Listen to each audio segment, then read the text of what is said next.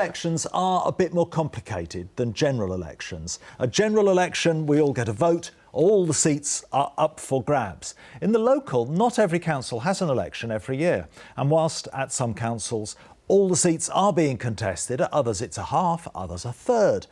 So, just how seriously do the people who have got a vote take this process? Our Hampshire and Isle of Wight reporter Emily Hudson has been talking to Dr James Dennis of Portsmouth University.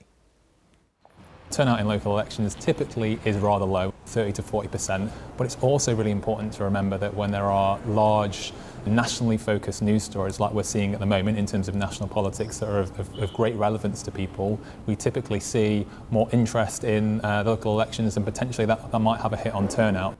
Low turnout means very small numbers of people can change things. Absolutely, yes. It's critical to remember just how impactful turnout is in terms of the decisions your local council make and how that affects your lived experience in your local area.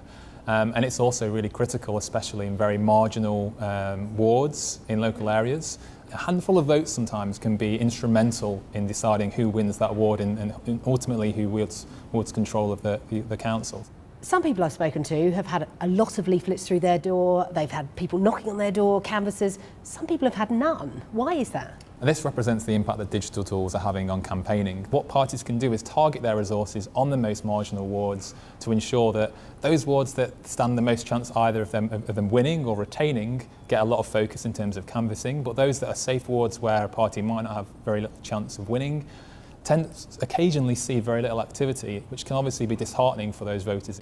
A canvasser coming to speak to you about your vote and the party you might support can have a real impact in terms of the party they choose to vote for in an election. It still really matters.